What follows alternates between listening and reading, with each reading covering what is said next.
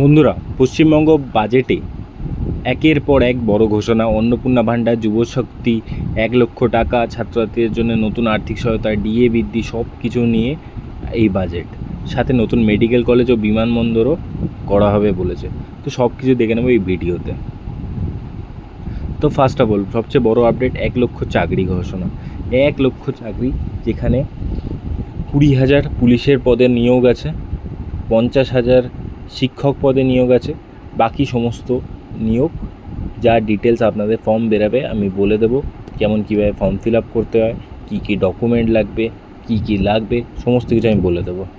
তো আজকের এই বাজেটে সবচেয়ে বড় আপডেট, 1,00,000 নতুন চাকরি ঘোষণা, যেখানে 20,000 পুলিশ এবং 50,000 শিক্ষক নিয়োগ হবে। সেকেন্ড বড় আপডেট দিয়েছে ডিএ নিয়ে। তো ডিএ 20% ইনক্রিজ করা হয়েছে, 20% বাড়িয়ে দেওয়া হয়েছে। যেখানে আগে আপনারা ডিএ পেতেন 18%, সেটা এখন বাড়িয়ে 38% করা হয়েছে।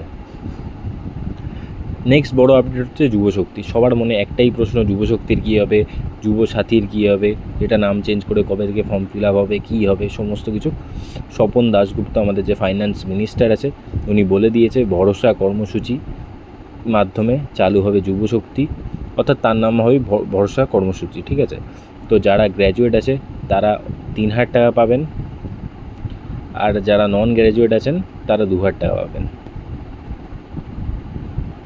এবং যুবশক্তিতে আরেকটা পয়েন্ট, আপনাদের ফ্যামিলি ইনকাম 1,00,000 টাকার 1,00,000 রুপিসের কম হতে হবে।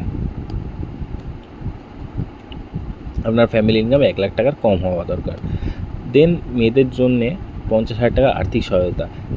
মেয়েদের ড্রপ আউটের হার এত বেশি, তার জন্যে গভর্নমেন্ট ইনিশিয়েট নিয়েছে যে 50,000 টাকা আর্থিক সহায়তা করা হবে, যাতে মেয়েরা উচ্চশিক্ষার জন্যে পড়াশোনা করতে পারে। দেন অন্নপূর্ণা ভাণ্ডারের আপডেটও দিয়েছে। অন্নপূর্ণা ভাণ্ডারের জন্য 36,000 কোটি টাকা নিয়োগ করবে সরকার, 36,000 কোটি টাকা। এবং অন্নপূর্ণা ভাণ্ডারের ফর্ম যে ভেরিফিকেশান হবে, আপনাদের বাড়ি বাড়ি বাড়ি গিয়ে ভেরিফিকেশান হবে।